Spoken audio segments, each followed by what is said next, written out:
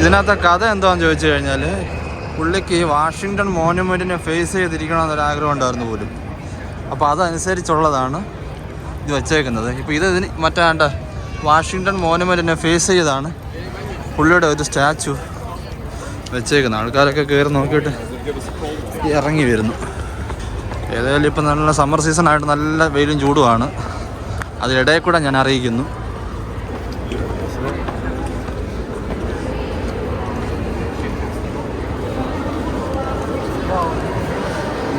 Abraham Lincoln കസേരയിലിരിക്കുന്ന വലിയ ഒരു statue.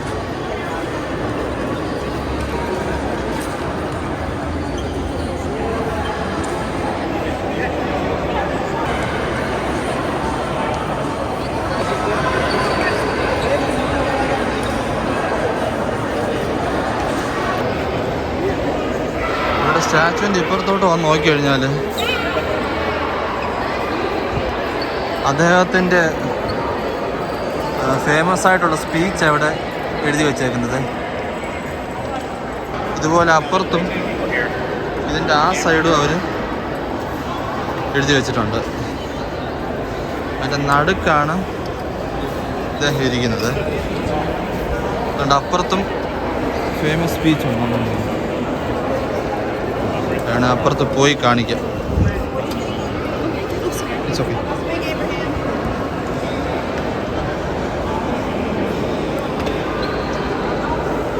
ഇതാണല്ലോ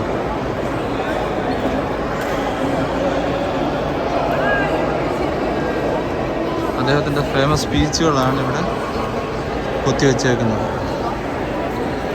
എബ്രഹാം ലിങ്കൺ. ആൾക്കാരെല്ലാം ഫോട്ടോ എടുക്കാൻ വേണ്ടി അതാണ്. പിന്നൊരു കാര്യം ഞാൻ അറിയാൻ സാധിച്ചത്, ഈ അബ്രഹാം ലിങ്കൻ്റെ സ്റ്റാച്ചു ഇരിക്കുന്നുണ്ടല്ലോ, അതിൻ്റെ പുള്ളിയുടെ കൈ ശ്രദ്ധിച്ചായിരുന്നു. ആക്ച്വലി അമേരിക്കൻ സൈൻ ലാംഗ്വേജിൽ ഇങ്ങനെ മടക്കി വെക്കുന്നത് എയും ഇങ്ങനെ കാണിക്കുന്നത് എല്ലോ ആണ്. അപ്പം അതുകൊണ്ട് ഈ ലെഫ്റ്റ് ഹാൻഡ് അതിനെ മടക്കി വെച്ചേക്കണം. അബ്രഹാം ലിങ്കൻ്റെ എ ലെഫ്റ്റ് ഹാൻഡും റൈറ്റ് ഹാൻഡ് ഒരു എൽ ഷേപ്പിലാണ് വിരൽ വെച്ചേക്കുന്നുണ്ടല്ലേ, അബ്രഹാം ലിങ്കൻ്റെ എൽ. അപ്പോൾ ആ ഒരു കോൺസെപ്റ്റിലാണ് ഇത് ചെയ്ത് വെച്ചേക്കുന്നത്. അബ്രഹാം ലിങ്കൺ എന്നുള്ള എൽ കോൺസെപ്റ്റിലാണ് ഇത് ചെയ്ത് വെച്ചേക്കുന്നത്. ഏതായാലും നല്ലൊരു കണ്ടുപിടുത്തം തന്നെ ആ രീതി ചെയ്ത് വെച്ചേക്കുന്നത്. പുള്ളി അവിടെ ഇരിക്കുന്നതിൻ്റെ നേരെ ഓപ്പോസിറ്റായിട്ടാണ് നമ്മുടെ വാഷിങ്ടൺ മോണുമെന്റ്. കണ്ടില്ലേ, നല്ല രസമല്ലേ?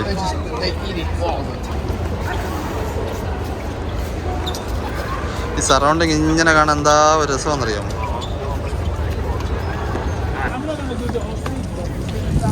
അപ്പോൾ അവിടുത്തെ പരിപാടി കഴിഞ്ഞ് പുറത്തോട്ട് ഇറങ്ങിയ ഏതായാലും നല്ലൊരു കാഴ്ചയായിരുന്നു. അബ്രഹാം ലിങ്കൻ്റെ ആ വലിയൊരു സ്റ്റാച്ചു, പിന്നെ ആ വാഷിങ്ടൺ മോണുമെൻറ്റും നേരെ ഓപ്പോസിറ്റ് കാണുന്നത്, പിന്നെ എൻ്റെ ഫ്രണ്ടിലുള്ള റിഫ്ലക്ഷൻ പൂളും എല്ലാം നല്ലൊരു എക്സ്പീരിയൻസ് തന്നെയാണ്. പിന്നെ ഇത്രയും ചൂടില്ലായിരുന്നെങ്കിൽ കുറച്ചുകൂടെ നന്നായിരിക്കുമെന്നാണ് എൻ്റെ ഒരു അഭിപ്രായം. നമുക്ക് ആ വിഷയത്തിൽ അഭിപ്രായം പറയാമെന്നല്ലാതെ നമുക്കതൊന്നും ചെയ്യാൻ പറ്റില്ല.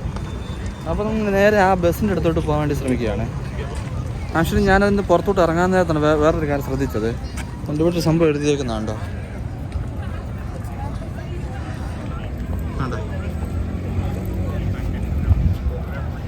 ശരിക്കും എൻ്റെ ഉള്ളടക്കം എന്താണെന്ന് ചോദിച്ചു കഴിഞ്ഞാൽ, ഇതിന് 36 പില്ലേഴ്സ് ഉണ്ട്. ഈ ഓരോ പില്ലേഴ്സിൻ്റെ മേളിലും ഓരോ സ്റ്റേറ്റിൻ്റെ നെയിം വേറെ എഴുതിയിട്ടുണ്ട്. എന്ന് പറഞ്ഞാൽ ഡെലവെയർ, പെൻസിൽവേനിയ, ന്യൂജേഴ്സി, ജോർജിയ എന്നൊക്കെ അറ്റം വരെ ന്യൂയോർക്ക് അതൊക്കെ എഴുതിയിട്ടുണ്ട്. അപ്പം അത് എന്തോ ഉദ്ദേശിച്ച് എഴുതിയേക്കുന്നതെന്ന് വെച്ചാൽ, പുള്ളി ഭരിക്കുന്ന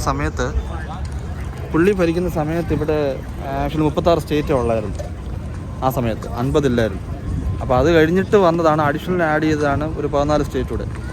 അപ്പോൾ അന്ന് 36 സ്റ്റേറ്റ് ഉള്ള സമയത്താണ് ആ 36 സ്റ്റേറ്റിൻ്റെ നെയിം ഇവിടെ അവർ എഴുതിയേക്കുന്നത്. ആ കാര്യമാണ് ഇവിടെ താഴെ അവർ എഴുതിയിരുന്നത്. അപ്പം അത് കഴിഞ്ഞ് നമ്മൾ ഇറങ്ങുവാണ്.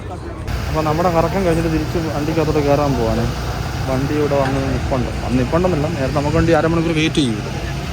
അപ്പോൾ നമ്മൾ കയറാൻ പോവാം. got to do is take a look around you, see how green everything is. That's how much rain we have had this summer. Because usually by August, all this grass is all dried up, brown, yellow. This is all Mother Nature. There are no sprinklers over here. And today the area to our right is used for everything. Polo matches, cricket matches, softball, soccer tournaments, live concerts.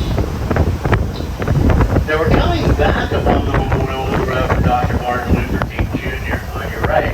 You ever look at an aerial photograph of this area? The Jefferson Memorial, the King Memorial, and the Lincoln Memorial all line up in a straight line with one another. Coming up on your left through the trees, you'll see a stone gazebo. It's the World War Memorial. It's not a national memorial. It honors those Washingtonians that fought in World War I during its dedication. John Philip Sousa conducted the Marine Corps band. John Philip Sousa being a famous Washingtonian. Now as we cross the tidal basin, you look to your right, you'll have a beautiful view of the Jefferson Memorial. They just recently spent a little over a year cleaning this memorial, the scaffolding all around it. They used lasers to etch the mold off the stone. That's why it's so bright and clean looking right now. If anybody has an old nickel in their pocket, it's in the back of your nickel, the memorial is supposed to look like Jefferson's home in Monticello. Now, Thomas Jefferson was our second vice president under President John Adams. And to put it mildly, Adams and Jefferson did not care for one another very much. They argued over just about every current political issue of their day. I even read that Adams would try to avoid Jefferson whenever he could. Well, Adams and Jefferson finally got together and they finally agreed on something. Both died on the very same day. Now, of all days, it was July 4th, 1826, the 50th anniversary of our country. You know, out of all of Jefferson's accomplishments in life, Thomas Jefferson could not balance a checkbook. When he passed away, he owed what was equivalent today, a little over $1 million. But just ahead of us in the center of this little island, a memorial statue to Revolutionary War hero John Paul Jones. When a British officer asked Jones to surrender his ship, his famous reply was, "Surrender? I have not yet begun to fight." Coming up on your left, the World War II Memorial. There's a pavilion on the left that represents the Pacific Ocean, a pavilion on the right that represents the Atlantic Ocean, the two theaters in which the war was fought. Now just on the other side of the fountain to your left is what's known as the Freedom Wall.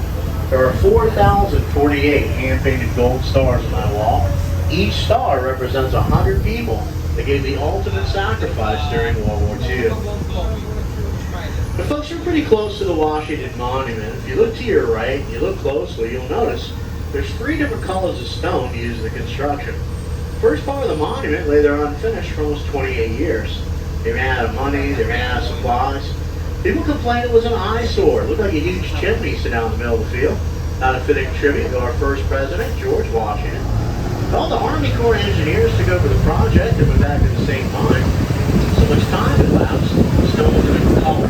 Boats were coming out of the city. What collected tolls from those boats was a lockkeeper. And the lockkeeper lived in this little stone house on the corner to your left. Now look at that house and think about this. He lived in there with his wife, his mother-in-law, and 13 children. The canal became so polluted it became a health hazard. So the Army Corps of Engineers ended up landfilling it in. Ironically, our main sewer systems for downtown D.C. still run under Constitution Avenue. Now in the next corner on the left, the large white stone building, that is the OAS. It's the Organization of American States. Currently, there's 35 countries involved in that organization. In front of the OAS is a memorial statue to Queen Isabella of Spain. She funded Christopher Columbus's voyages to America. Coming up on your left, the south lawn of the White House. Also coming up on your left, you'll see a flaming gold sword. The 2nd Division Memorial. It symbolizes the protection of France from German occupation during World War I. It also honors all the fallen soldiers in the 2nd Division from World War I, World War II, and the Korean War. Now as we cross this intersection, you look to your left, you'll get a view of the south portico of the White House. And you'll be able to see the Truman balcony. that was added on during President Harry S. Truman's administration. Beside the annual Easter egg roll that takes place. It's also beside the Marine One lands and takes off. Coming up on the next block on your right is our newest Smithsonian institution here on the National Mall. It's the National Museum of African American History and Culture. It traces the history of African Americans in our country through slavery, through abolition, through the 60s Civil Rights Movement, all the way up to present day.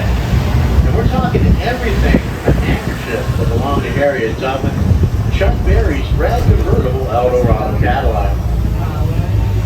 On your left, another huge building takes up the whole city block. That is the Commerce Department, also known as the Hoover Building, and that's the President Herbert Hoover. On the next block on your left, the EPA, the Environmental Protection Agency. And coming up on your right, the Smithsonian American History Museum. It's kind of like exploring America's attic. There's all sorts of iconic American memorabilia on display inside. Everything from the first Edison light bulb, the first steam engine locomotive, the John Bull, the Star Spangled Banner, the original flag that inspired Lawyer Francis Scott Key, been restored, is on display. Even the first Muppet, Kermit the Frog, to the American History Museum. Now coming up on the next corner on your left is a building probably nobody on board wants to take a tour of. It's the IRS, the Internal Revenue Service. And I thought of a perfect motto for the IRS. We have what it takes to take what you have. On your right, the Smithsonian Natural History Museum. Sometimes you hear locals fondly refer to it as the Stones and Bones Museum. Everything from dinosaurs to diamonds. Folks, we're back at the Department of Justice building. And this statue's tough to see, but right to your left, between these two crepe myrtle trees, you see the base of the statue. There's a gentleman standing on that pedestal. His hands are tied, his feet are bound. It's Nathan Hale. Nathan Hale was captured by the British during the American Revolutionary War as a spy. Hale actually got on a British ship, thinking it was an American ship. And right before the British hung Hale, his famous last words were, "I regret that I have but only one life to lose for my country." I thought of Paul Revere for a minute. I just recently took a tour in Boston, and I learned a lot about Paul Revere that I had never read in any history book growing up. First of all, I was told that Paul Revere Paul Revere sat in a tavern for almost 3 hours drinking, right up until he made that historic ride. So it's amazing anybody understood anything Paul Revere shouted out as he rode through the night. Now most of us know Paul Revere was a pretty successful silversmith at one point in his life, but I never knew he was a dentist. Paul Revere had a small dental practice for a while. After the Battle of Concord during the American Revolutionary War, you know, Washington, D.C. is considered to be the last colony. We're not officially a U.S. state or U.S. territory. And you may notice a lot of license plates while you're here in town that say taxation without representation. And it's going back to the old colonial time period. The British were taxing us, and we didn't have a voice in their government. And that's what Washingtonians are complaining about, the fact that they're being taxed, but on a lot of voice or federal representation. It wasn't until 1961 that the 23rd Amendment to the Constitution was ratified, giving Washingtonians the right to vote in a presidential election.